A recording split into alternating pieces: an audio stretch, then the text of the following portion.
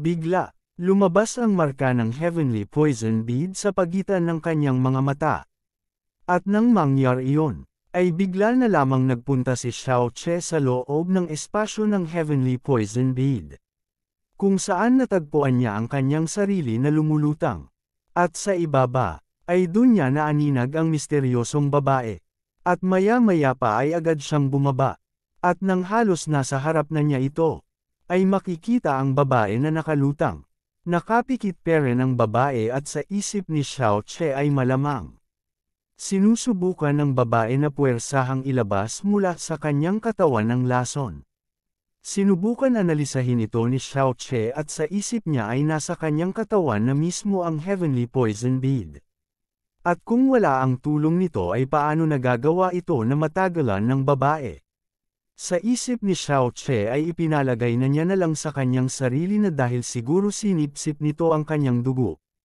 At dahil ang babae ay wala ni anumang saplot, ay sumili sa mukha ni Xiao Che ang may masamang hangarin ng ngiti, at napalunok ito ng laway, at dahan-dahang inilalapit ang kamay upang hawakan.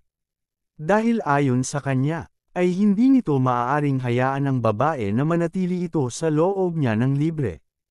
At susubukan na lamang daw niya ito na puwersahang ilabas. At habang malapit na nadama po ang kamay nito sa katawan ng dalaga, ay makikita na pinigilan nito ang sarili nitong kamay sa balak nitong gawin.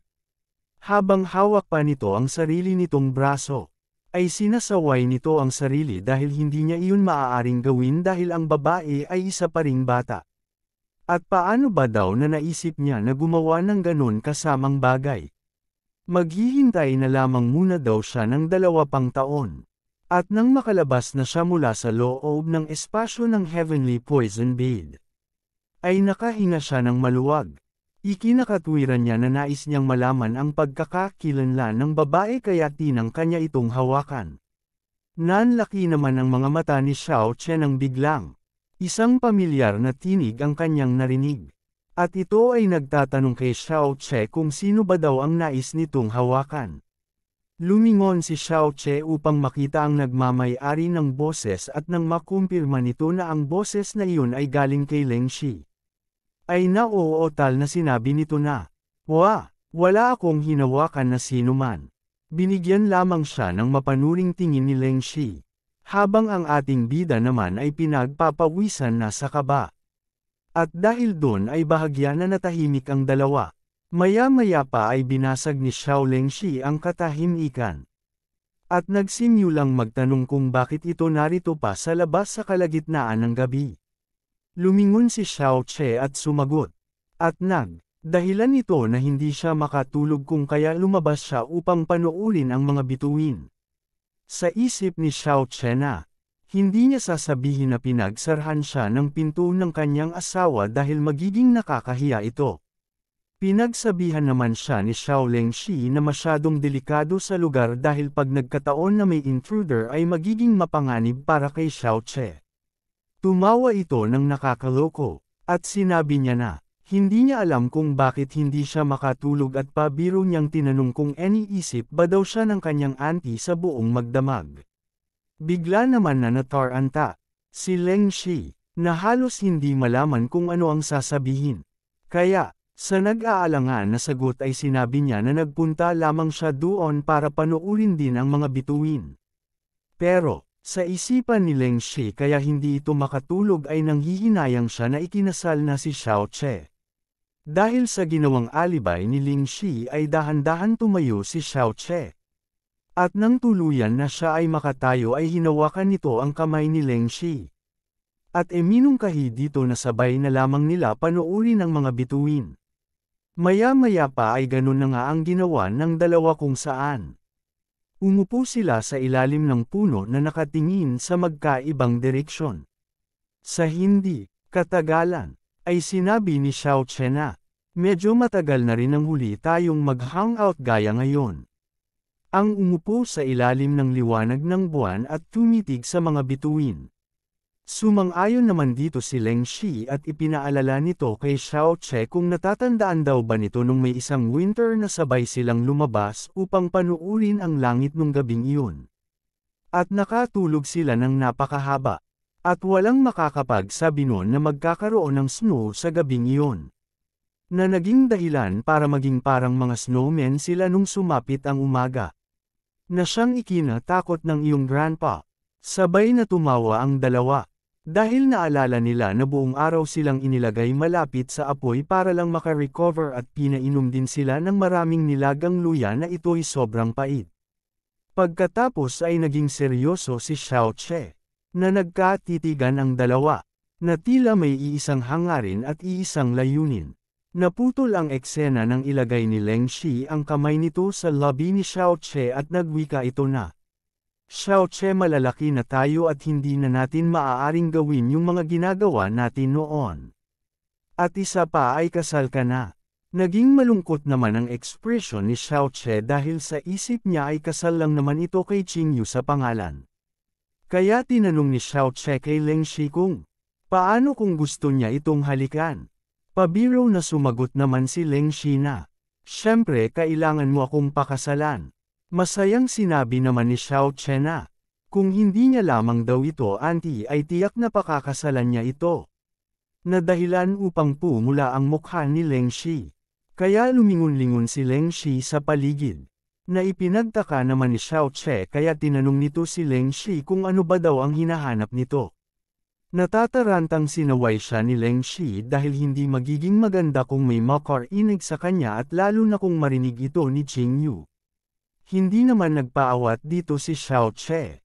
At sa halip na tumahimik ay lalo pang nag-apoy sa kanyang puso ang hangarin na maipahayag sa dalaga ang kanyang nais sabihin. Pasigaw na sinabi ni Xiao Che na, wala siyang pakialam kahit marinig pa ito ni Qingyu basta gusto niya siyang pakasalan. Tinignan naman siya ni Leng Shi at sa may malungkot na mukha ay sinabi niya na wag na niya muli pang sasabihin ang mga iyan. Humarap ito kay Xiao Che habang nangingilad ang luha sa mga mata. At nagsabing, pero, ako ay iyong auntie. Ngunit isang malungkot na ekspresyon lang ang sumili sa mukha ni Xiao Che. Hinawakan niya si Leng Shi at inilapit ito sa kanyang katawan.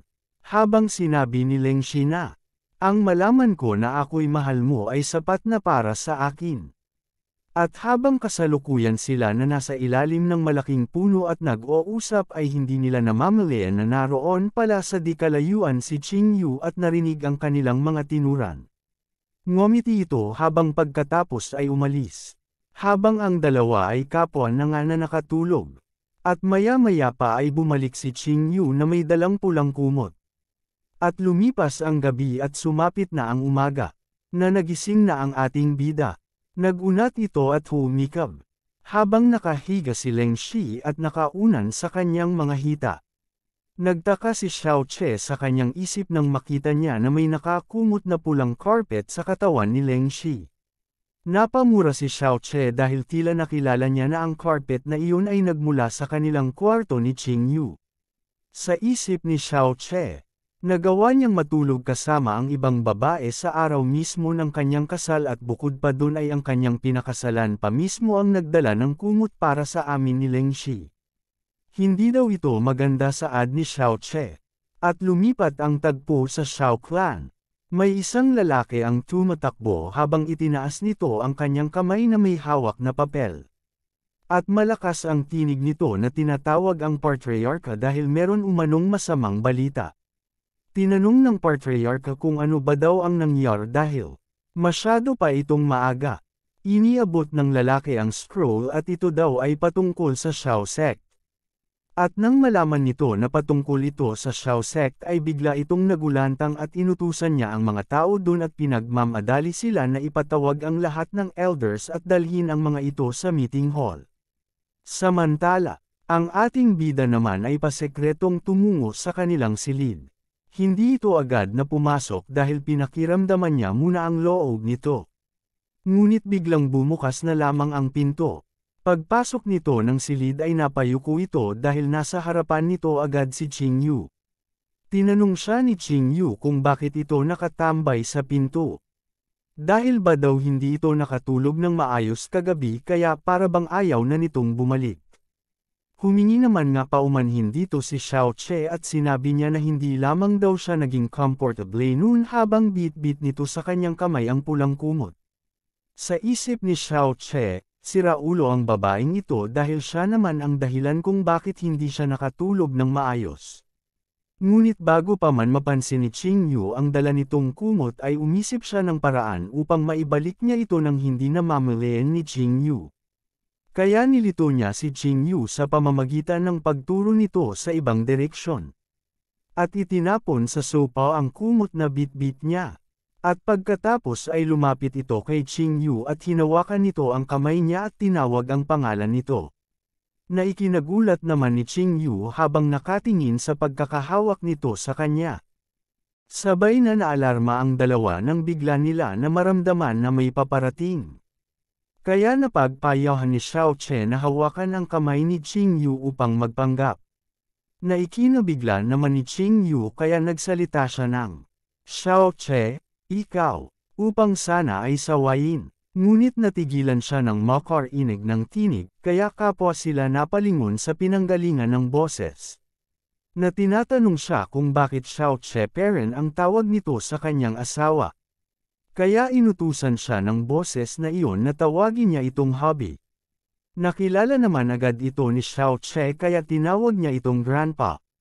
Binati sita ng matanda at sinabi kay Xiao Che na maaga yata itong nagising.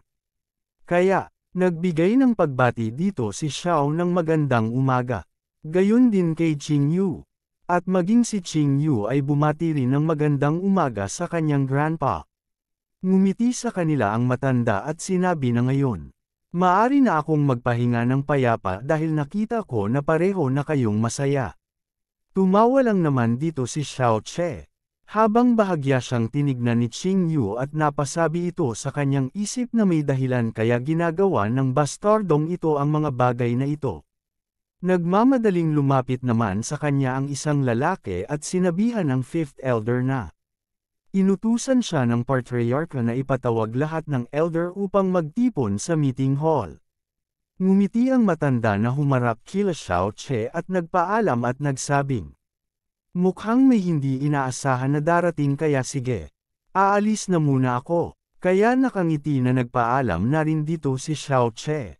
At habang naglalakad na papalayo ang dalawa, ay makikita si Xiao Che na pawis at sa isip niya. Na nakakaramdam siya ng killing intent. At makikita na biglang mabilis na tumalon papalayo si Xiao Che kay Qing Yu. Tinawag niya si Qing Yu na baby at ipinaliwanag na nais niya lang na makitang masaya ang kanyang grandpa kaya niya hinawakan ang kamay nito. At iginiit niya na yun lamang daw at wala siyang ibang intensyon.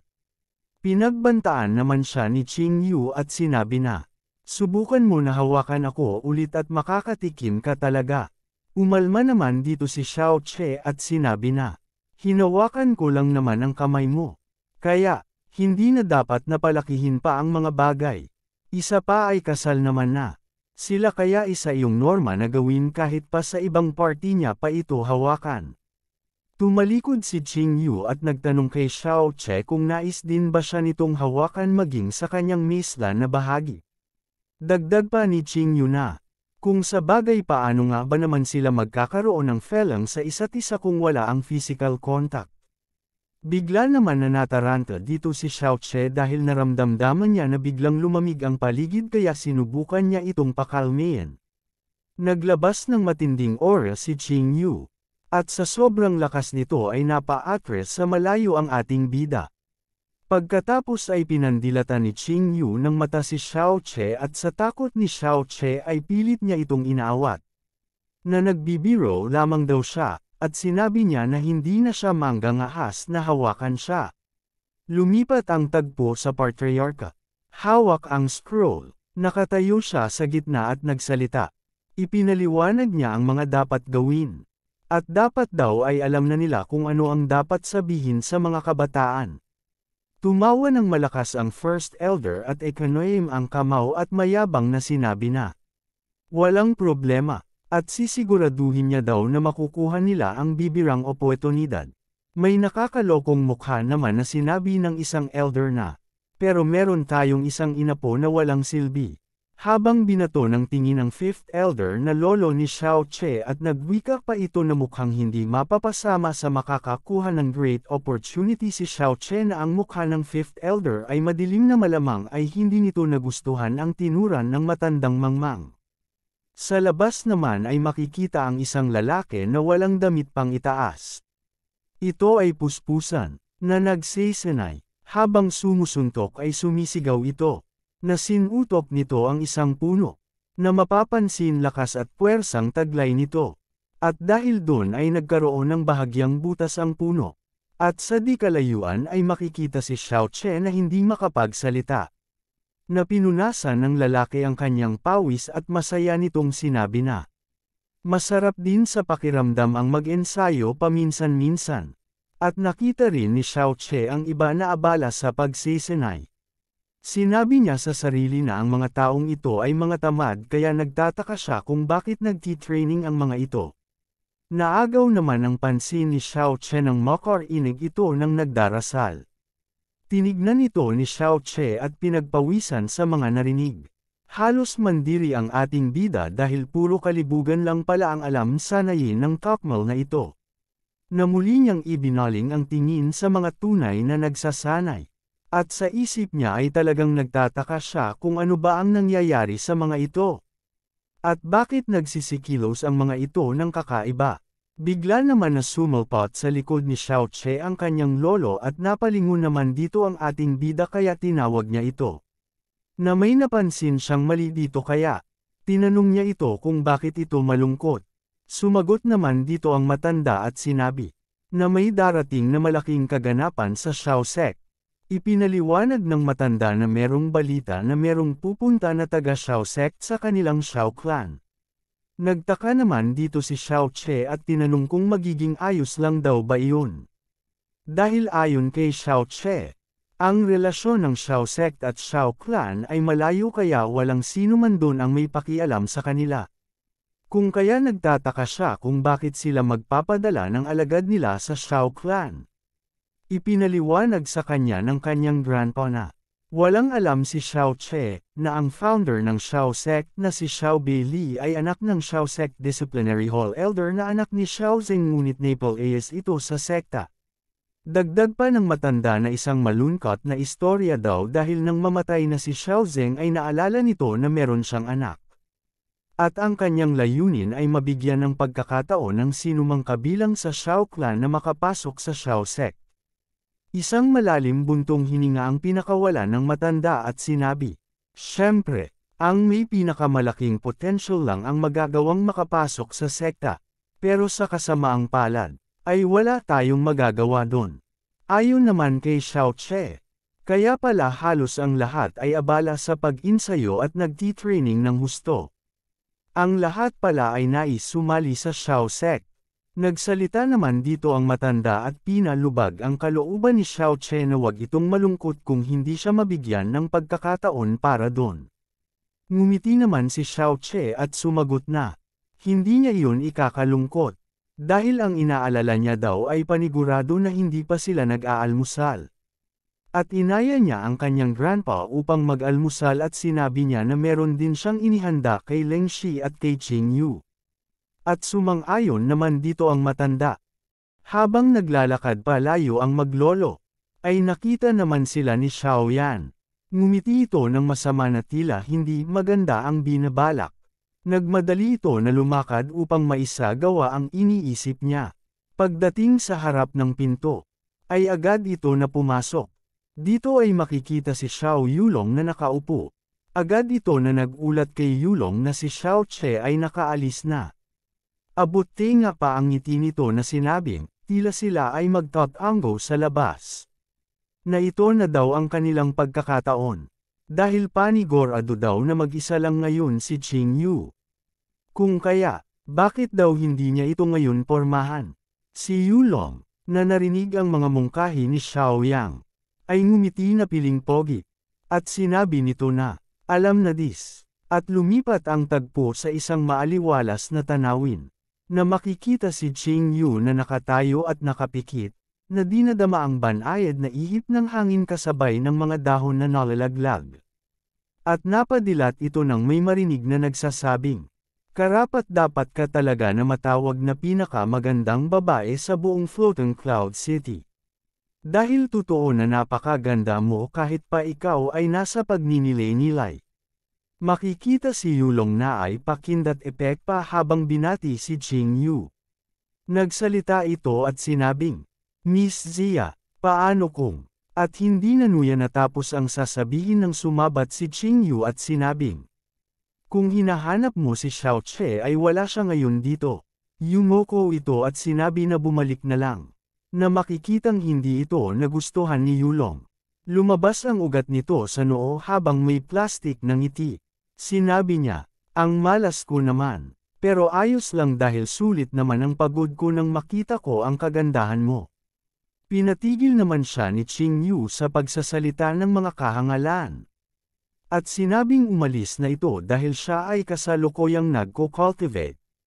Nagimbal naman ang buong pagkatao dito ni Yulong dahil sa isip niya ay hindi man lang siya nabigyan ng pagkakataon ng babaeng ito. At mukhang kailangan ko na maging magaspang ng konti. Kaya, inihanda nito ang kanyang palad at naghanda sa pag-atake. At maya-maya pa ay mabilis itong sumugod sa direksyon ni Ching Yu. Gayunpaman, kahit na malapit nang tumama ang atake ni Yulong ay mapapansin na hindi man lang nabahala dito si Ching Yu na marahil alam niya na mahinang nilalang lang naman ang hangaal na ito. Kaya, itinaas ni Ching Yu ang kanyang kamay na tila sasalubungin ang atake ng hangaal. At nang makita ito ng hangaal ay ngumiti ito at halos tumulo pa ang laway. Dahil sa isip nito ay napakaganda ng kamay ni Ching Yu. At ano ba daw kaya ang pakiramdam sakaling mahawakan niya ito? Ngunit, sa hindi inaasahan, bigla na lang inilegan ni Ching Yu ang kamay ni Yulong dahilan upang ang manggas lang ng damit ni Ching Yu ang kanyang mahawakan. At dahil din sa pag-iba ni Ching Yu sa direksyon ng kanyang atake. Imbis na sa palad ni Yulong ay patungo na ngayon ito sa kanyang mukha.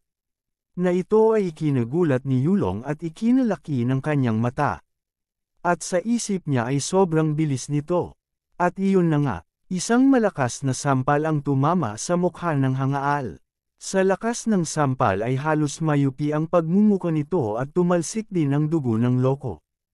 At bumagsak ito ng nakadapa. At hindi lamang iyon dahil natanggalan din ito ng ipinatumalsik sa lupa. At pagkatapos, pinandilatan siya ng mata ni Ching Yu at sinabing, wala ka naman palang binatbat sa 1v1 kaya mas mabuting lumayas ka. At nang makabangon si Yulong mula sa sinapit, ay nagtaka siya kung ano ang nangyari. Habang nakaluhod, sinabi niya sa kanyang isip ay nasa third layer siya ng basic mystic stage na higit na mataas sa antas ng babaeng ito. At kahit hindi umano nito gamitin ang buo nitong lakas ay hindi peren dapat siya matalo. At napatingin siya sa direksyon ng natanggal niyang ngipin. At natanong niya sa kanyang isip na kung hindi ba nito itinago ang tunay nitong lakas. Bukod pa dito, para maabot nito ang 10th layer ng elementary mystic sa bata nitong edad ay marahil nabasag na nito ang record ng Floating City. Ngunit tinitiyak niya naman na hindi pa ito ganoon kalakas. Nagsalita naman si Ching Yu at nagtanong kay Yulong kung ano na. At kung nais pa ba daw niyo na magpatuloy? Tinignan siya ni Yulong at nagpanggap na maayos lang. Sinabi nito na isang munting pagsubok lamang daw iyon dahilan para hindi nito gamitin ang tunay nitong lakas ngunit. Sa pagkakataon daw na ito ay kailangan na ni Ching Yu na mag-ingat. Ngumiti ito at ikinuyom ang kamao at nag-ipon ng puwersa at maya-maya pa ay sumugod na ito kay Ching Yu. Hindi pere naman natakot diyo si Ching Yu. Sa halip ay naghanda ito ng isang ice technique na siyang ipinang-atake sa hangal. At dahil doon ay muli na naman tumilapon ang mukha ni Yulong at tumalsik ang dugo nito. Tumilapon sa ere ang katawan nito at pagkatapos ay malakas na bumagsak sa sahig. Nagsalita si Ching Yu na dito na natatapos ang laban nila kung kaya, maaari na itong umalis. Pilit itong bumangon at walang masabi habang nakatingin lang sa kanya si Ching Yu. At maya-maya pa, ay napasuka ito ng maraming dugo. Napadaing ito sa sakit. At makikita ang bugbog sarado na pagmumukha ni Yulong. Sa isip niya, ay minumura nito si Qing Yu. At tagang inilihim daw nito ang tunay nitong kapangyarihan. At dahil doon ay wala nang nagawa si Yulong kung hindi tanggapin ang katotohanan na ginalpi lamang siya ni Qing Yu. Nalipat ang eksena sa ating bida. Habang naglalakad bitbit ang pagkain na ginawa niya para sa kanyang auntie at kay Qing Yu. Tumawa ito at sinabi na, hindi siya sigurado kung maggastuhan din ba ni Qing Yu ang bonds. Habang nakangiti ito ay sinabi nito na, ang auntie nito na si Leng Shi ay mahilig sa bonds. Bigla naman na napalingon ito sa isang direksyon na nakaagaw ng kanyang atensyon. Nakita niya ang isang lalaki at itinaas ang kamay upang magtanong kung siya ba ay ang kanyang brother Yulong. Habang kinakabahan at takot na mapaiya, ay tinakpan nito ang kanyang mukha, na itinuro siya ni Xiao Che at yinanong kung anong ginawa nito sa sarili niya. At ilang araw pa lamang daw ang lumipas ay nagkaganyan na siya. Nagalit si Yulong at dinuro si Xiao Che habang nakatakip pa rin ang kamay nito sa kanyang mukha. Humawak sa ulo si Xiao Che at sinabi na hindi ito maganda, at bakit para kang binugbog ng kung sino. Habang nakatikip pa rin ang mukha ay tinangka nito na tumakbo upang hindi mapahiya. Ay pinipigilan siya ni Xiao Che, at sabihin daw nito kung sino ang gumawa noon sa kanyang brother Yulong. At bakit daw ganun kagrabe ang ginawa sa kanya. At habang hawak nito ang kanyang mukha ay itinaas nito ang kanyang kamay tanda ng pagpigil at sinabi kay Xiao Che na wag na siya nito alalahanin dahil wala lang daw ito. At tisod lamang daw siya habang nag-eensayo. Sumagot si Xiao Che nang, ganun ba, kung gayon ay malamang nagtatrabaho ka talaga ng husto. At habang papalayo sa kanya si Yulong ay sinabihan niya ito na mag-iingat kapag nagko-cultivate, na hindi na niya daw ito aabalahin pa. At nang tuluyan na nga na nawala na sa paningin niya si Yulong ay naging seryoso naman ang mukha ng ating bida. Sa isip nito ay minumura niya si Yulong. At hanggang kailan ba daw nito plano na linlanggan siya. At alam daw ni Xiao Che na ang asawa niya ang pakay ng hanggal. Dagdag pa niya na, kung ako nga ay hindi mahawakan si Qing Yu. Kaya, sa tingin si nito ay uubra siya. Sa pagpapatuloy, nakita ni Xiao Che si Qing Yu sa di kalayuan kaya. Tinawag niya ito. At sinabi niya na nagdala siya ng almusal para sa kanya. Binanggit naman ni Qing Yu na kagagaling lang doon ni Yulong. Sumagot naman si Xiao Che na alam niya at sinabi niya na nakasalubong niya. Ito, habang nasa likuran ng ating bida ay tinawag nito si Qing Yu. Bahagya lang naman itong lumingon sa kanya. At nagpatuloy sa pagsasalita si Xiao Che. Tinanong niya si Qing Yu kung maaari ba daw siyang magtanong. At sa seryosong mukha ay tinanong niya kung ano ang tunay nitong realm. At habang naghihintay ng kasagutan ay hindi naman siya sinasagot ni Qing Yu. At lumipas na ang 2 oras ay wala pa rin itong tugon, na halos nagpaikot-ikot ito sa paligid ni Qing Yu. Ngunit wala pa rin itong nakuhang sagot. Kaya dahil doon ay inilapit ni Xiao Che ang mukha niya kay Qing Yu. Tinitigan niya ito ng may matinding kuryosidad at dahil sa ginawa ni Xiao Che ay tinitigan din siya ni Qing Yu. At tila nagbabadya ng isang labanan. At maya-maya pa ay makikita na naglayo na ang dalawa. Naiinis na tinanong siya ni Qing Yu kung ano pa ba daw ang tayo nito. Na may nakakalokong ngiti lang na sinagot sa kanya ni Xiao Che na hinihintay niya lamang daw ang sasabihin nito. Nagpakita si Xiao Che ng seryosong mukha at ayon sa kanya na mahalaga daw sa magkapareha ang maging konektado ang kanilang mga puso at maintindihan ang isa't isa. At dahil doon ay pinandilatan siya ng mata ni Qing Yu at ipinapaulit sa kanya ang sinabi nito. Na naging dahilan upang pagpawisan ito ng matindi. Sa takot ni Xiao Che na baka kung anong gawin sa kanya ni Qing Yu ay nauutol nitong sinagot na wala daw siyang sinabi. Sa isip nito ay tinatanong niya kung asawa ba talaga ito na maituturing dahil mas maiging sabihin na ito'y isang estatwang yelo na handang manakit anumang oras. Bahagya na umubo si Xiao Che upang kumuha ng buwelo. At nang makakuha na siya ng sapat na buwelo ay nagsalita ito. Tinawag niya na honey si Qingyu. At ipinahayag na may seryosong tanong daw siya para dito. Tinanong niya si Qingyu kung nakakaranas daw ba ito na bigla na lamang siyang napapabigla sa tuwing ito ay mananaginip. At tuwing ika-6 din ito ng umaga laging nagigising. At sa pagising nito sa loob ng 30 na minuto ay nakakaramdam ito ng panlalamig na tila ba ang buo nitong katawan ay nagyayelo. Dahilan upang makaramdam ito ng kirot sa bawat himaymay ng kanyang kaso-kasuan. Nagtaka naman dito si Qingyu kaya tinanong niya si Xiao Che kung paano niya iyon nalaman. Hindi naman ito sinagot ni Xiao Che, sa halip ay nagpatuloy ito sa pagtatanong. Nahihiya ito at bahagyang may pamumula na ibinaling ang tingin sa ibang direksyon at nagtanong kung madalas din ba na ang buwan ang dalaw nito ay late ng 7 o 8 na araw. Pagkasabi niya ng mga salitang iyon ay dali-dali siyang tumakbo palayo. Na ipinagtaka naman ni Qingyu. Si Xiao Che ay nagtago sa isang malaking puno habang nakasilip. Nagtataka na tinanong siya ni Qingyu kung ano ang ginagawa nito. Sumilip sa mula sa puno ang ating bida at may ngiti na ipinaliwanag kay Qingyu na natakot daw kasi siya na baka patayin siya nito matapos niya itong tanenjin ng ganoong mga bagay. Sinabi naman sa kanya ni Qingyu na hindi niya naman daw iyon gagawin, sa halip ay baka basagin lang nito ang kanyang binti. Sinabihan naman siya ni Xiao Che na wag naman daw itong magbiro sa kanya ng may seryosong ekspresyon. Isa pa ay nakita niya kung papaanong kakatapos lang nito gulpihin si Yulong at talagang kaawa-awa ang sinapit nun. At dahil doon ay tumigil na si Qingyu at sinimulan na magseryoso. At inutusan niya ang ating bida na maaari na itong bumalik sa harap niya. Isa pa ay tama daw lahat ng mga sinabi nito sa kanya. Ngunit paano daw ito nalaman ni Xiao Che? Tinitigan siya ni Xiao Che at seryosong sumagot na dahil daw ito sa kanyang meridian. Tinanong naman siya kay Qingyu kung anong meridian daw ba ang tinutukoy nito.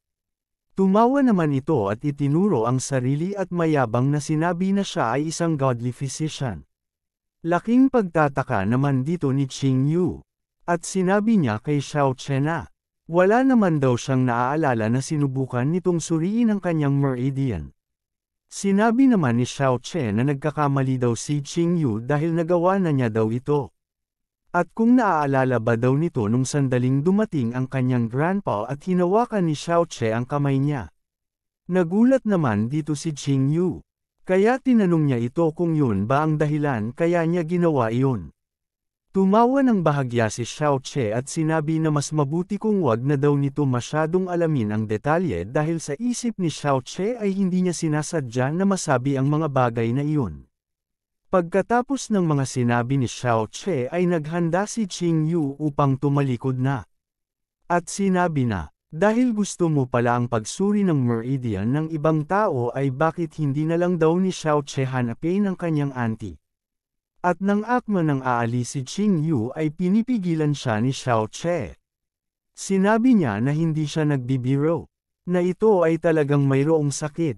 At ang nakita umano ni Xiao Che na pinagmulan ng problema ay ang paraan nito sa pagko-cultivate, na tinatawag na frozen cloud technique, at makikita sa reaksyon ni Qingyu na hindi niya nagustuhan ang mga tinura ni Xiao Che.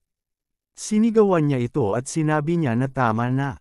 At pagkasabi nito ay naghanda si Qingyu ng malamig na aura at inihanda ang palad na gamitin niya ito upang ipang-atake.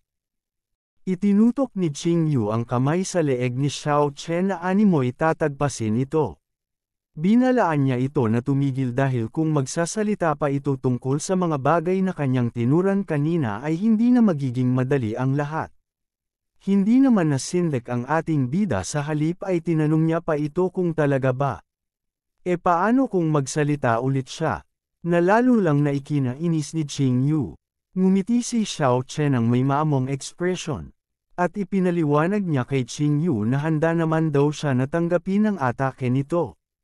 Ngunit ang hindi lamang daw niya kayang hayaan ay ang patuloy na mabuhay ang kanyang asawa sa ganung kondisyon.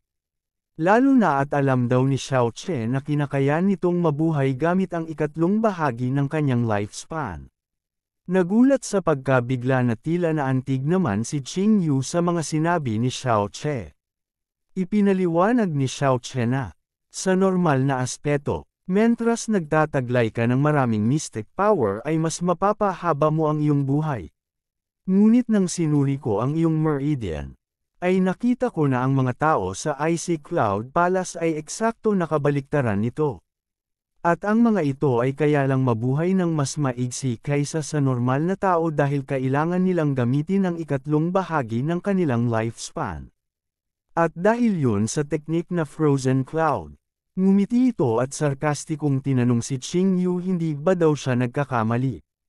Inalis ni Qing Yu ang kamay nito sa leeg ni Xiao Che at sinabi na tama naman daw si Xiao Che. Ngunit ano naman daw kung ganun nga? Ngumiti si Xiao Che at nag-thumbs up pa. At iminungkahi kay Qing Yu na maupo ito upang magamot siya ni Xiao Che. At papagilanjin daw siya nito hanggang sa bumalik ito sa normal. Pahabol pa ni Xiao Che na gustong-gusto niya itong talunin. At lumipat ang tagpo sa kanilang silid. Na makikita si Qing Yu na nakaupo, habang si Xiao Che ay may dalang kulay pula na kahon. At nagsalita dito si Qing Yu na, hindi naman daw siguro nagbibiro si Xiao Che dahil pagkakatiwalaan daw siya nito sa ngayon. Si Xiao Che naman, habang binuksan ang pulang kahon, na may kinukuha ito mula roon. At pagkatapos ay nagsalita siya at sinabing, ito ay may kaugnayan sa Icy Cloud Palace. At wala daw kahit sino ang may alam nito. Ngunit nagtataka na nagtanong si Qing Yu na, kung sa paanong paraan daw ba siya nito gagamutan. Ipinakita ni Xiao Che ang binuksan na pulang kahon na naglalaman pala ng iba't ibang uri ng karayom. At sinabi ni Xiao Che na, sa pamamagitan daw nito, na ikinagalat ni Qing Yu at nakilala niya ang bagay na isang silver needle. At nasabi nito sa kanyang isip na, 10 taon para maabot mo ang training level sa larangan ng acupuncture. At 20 taon naman na karanasan ay maaari mo na tawaging master. Dagdag pa niya sa kanyang isip, na 16 na taon pa lamang daw ito. At paanong makakayang gawin nito ang ganoong kakomplikadong aspeto? Itinaas ni Xiao Che ang isang silver needle habang may seryosong ekspresyon. Tumayo ito sa harap ng nakaupo na si Qing Yu. At napansin naman siya nito. At muli itong napasabi sa kanyang isip na hindi lang daw iyon. Dahil parang nasa antas pa daw ito ng isang hilang saint kung kumilos. Naputol naman ang iniisip ni Qing Yu nang tawagin siya ng ating bida. At sinabihan siya na imbis sa mukha ng ating bida siya tumingin ay mas mabuti kung mas pagtutuunan nito ng pansin ang kamay nito. At dito makikita ang isang karayom na nakatusok na sa likod ng palad ni Qing Yu. Na natigilan ito, nagulat siya ng husto at nanlaki ang mata nito. Naisip niya na, hindi man lamang niya napansin na nagawa na niya na itusok ang karayom. Kahit pa daw sabihin na distracted siya kanina, ay hindi daw sapat iyon upang hindi niya ito mapapansin. At hindi lamang iyon. Dahil isa lamang normal na tao ang ating bida na may malalang meridian. Habang nakaupo si Qing Yu ay tinuruan siya ng ating bida kung ano ang gagawin. Inutusan niya ito na huminga ng normal. E-relax ang katawan, at huwag gumamit ng kahit konting mystic power, na pinagmasdan ito ng ating bida. Maya-maya pa, kumilos ng napakabilis si Xiao Che upang ilagay sa dapat kalagyan ng mga karayom nito. Nalabis na ikinamangha ni Qing Yu. At nang matapos na ay napahinga ito. At makikita na gulat si Qing Yu.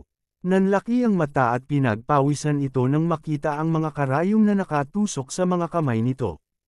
At mapapansin ang malamig na usok ang lumalabas sa mga kamay nito na may karayom. Inangat ni Qing Yu ang isa niyang kamay. At napansin niya na ang kanyang kamay ay nakakaramdam ng sobrang ginhawa. Ipinaliwanag ni Xiao Che na magiging maginhawa na daw ang pakiramdam nito dahil inalis na niya ang mga ICG na nakabar sa kanyang meridian. Pero tila kontento na daw si Qing Yu dito. At kung siya lang daw ay kaya niya pa napabilisin ang cultivation nito, sumenyas ito gamit ang 3 daliri at ito ay nangangahulugan na 3 beses. Kaya ikinabigla ito ni Qing Yu. At ipinaulit kung 3 beses ba talaga dahil imposible daw ito. Dahil kung talagang may taglay ito na ganoon na abilidad ay maari itong magdala ng matinding kaguluhan sa mundo. Sumagot naman si Xiao Che na malalaman lang daw ito ni Qing Yu kung masusubukan niya ito mismo. Ngumiti ang ating bida dahil tila nais din ni Qing Yu na gawin nila iyon. Kaya, tinawag niya ang pangalan ni Qing Yu at inutusan, na kung maaari ay alisin na nito ang kanyang kasuotan. At dito makikita ang malaking bukol ang tumubo sa ulo ng ating bida dahil hindi nagustuhan ni Qing Yu ang mungkahi ni Xiao Che na maghubad. At habang hinihimas ni Qing Yu ang kanyang kamao ay tinanong nito ang bida kung ano ulit ang sinabi nito, dahil hindi daw niya iyon narinig ng maayos. Ipinaliwanag naman sa kanya ni Xiao Che na, wala naman daw siyang sinabi na maghubad-hubad ito kaya bakit daw ba siya nito inatake? Nagsalita naman si Qing Yu na, alam na niya daw na ang kasanayan ni Xiao Che ay totoo. At paano daw iyon natutunan ng ating bida sa bata nitong edad? Na sumagot naman dito si Xiao Che na ito ay ipinagpapasalamat ko sa aking master. Habang may malungkot na mukha, inalala niya mga tagpo na magkasama silang magmaster. Ayon pa kay Xiao Che na nagligtas umano ang kanyang master ng napakarami at hindi mabilang na tao gamit ang panggagamot. At ito daw ang nakakita sa kanya nang siya ay bata pa pagkatapos nun ay bumantong hininga ito. At sinabing ganoon nga ang nangyari. At ayos na daw iyon at magsimula na sila sa totoong layunin. At nagsimula na naman itong nag-alangan na sabihi ang dapat gawin.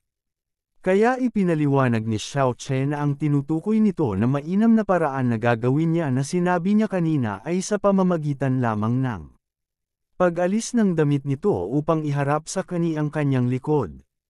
Tinanong naman siya ni Qing Yu kung totoo ba na kaya nitong pabilisan ng 3 beses ang kayang cultivation.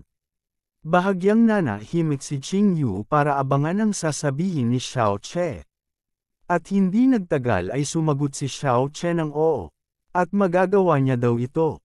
At sa isip ni Xiao Che na ang pinakamahigpit na batas sa mundong ito ay ang hindi pagtanggi sa gay nitong mga sitwasyon.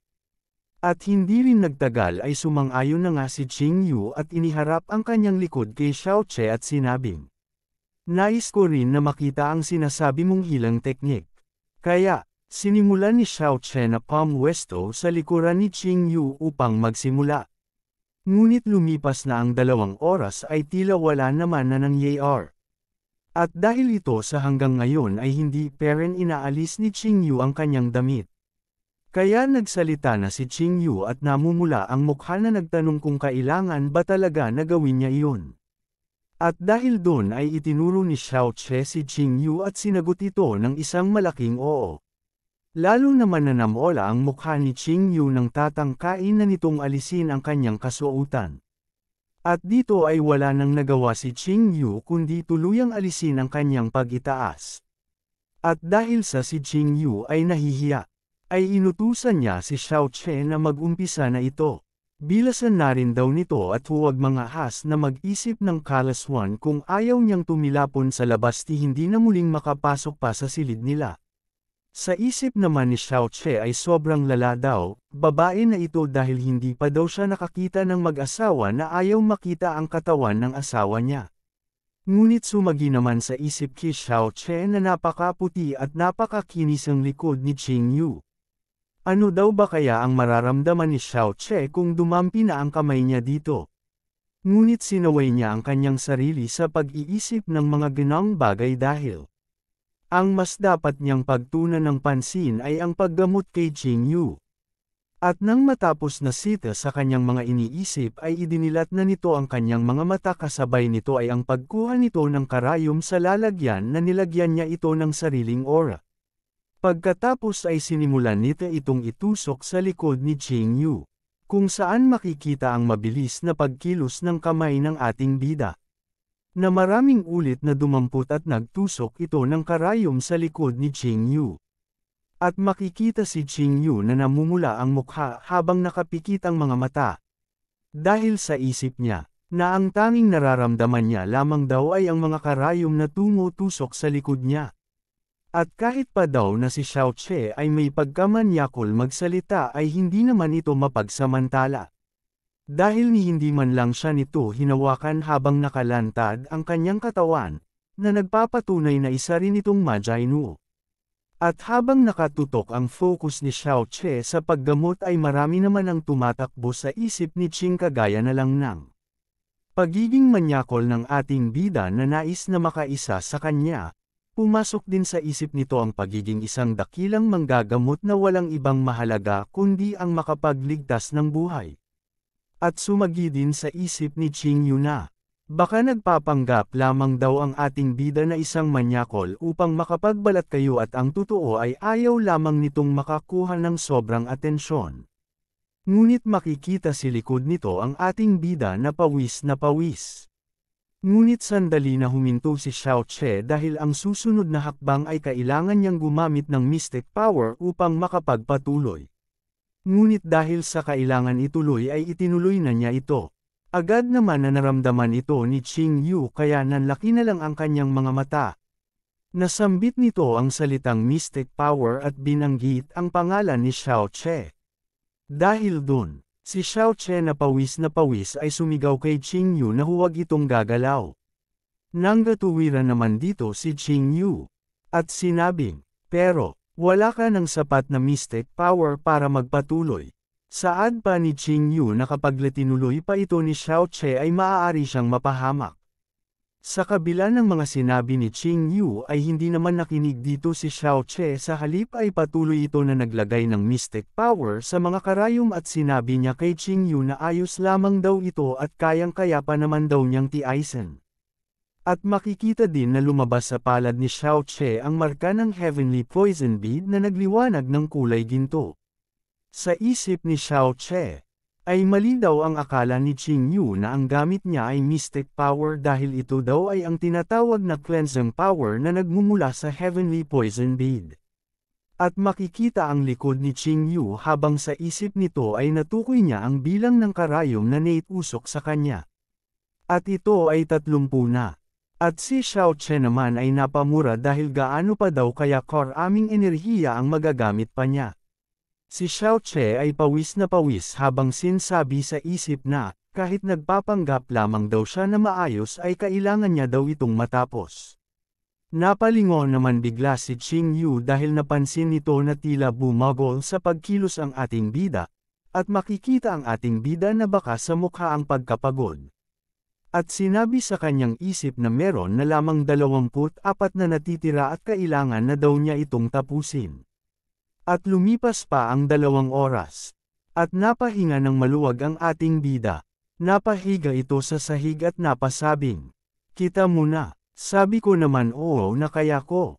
At sinimulan ni Qingyu na mag-concentrate at ipinalabas ang kanyang aura. At nanlaki ang mata nito na hindi makapaniwala at sa isip niya ay nagsalita. Na ang kanyang mystic power ay mas maayos na ngayon mag-circulate. At talagang nagawa niya nga. At kung ito daw ay malalaman ng kanyang master ay panigurado na magugulat din ito. Kaya, humarap ito kay Xiao Che at pagalit na ipinangalandakan kay Xiao Che na ang tao pala na minamaliit niya ay nagtataglay ng ganitong kamakapangyarihang abilidad. Nagsalita muli si Qingyu at sinabing, "Alam mo na pala na mabubuhay na lamang ako ng ilang mga buwan. Ngunit bakit inilagay mo sa panganib ang sarili mo para iligtas ako?" Sumagot naman ng may ngiti si Xiao Che at sinabi na may 3 siyang rason kung bakit. Ang una ay hindi si Qingyu katulad ng iba na minamaliit siya. Dahil ang nais nito ay protektahan ang kanyang reputasyon. At sa isip ni Xiao Che ay naalala niya nung dinalhan siya nito ng kumot nung huling gabi dahil nag-aalala ito. At sinusuklian niya lamang daw ang mga tao na mabuti rin ang pakikitungo sa kanya. Pangalawa ay si Qingyu ang kanyang asawa, na ikinalaki naman ang mata ni Qingyu, na halos natigilan. Sabay nag-thumbs up at numiti ito na sinabi ang pangatlo at ang pinakamahalaga ay, Dahil gusto niya talagang makita ang itsura ng likod nito habang walang saplot. Hanggang dito na lang muna mga idol, pero kung gusto mo na masubaybayan ang kwento ay i-open mo lang ang notification bell mo pagkatapos mo na mag-subscribe. Kita-kits sa susunod mga lods, bye!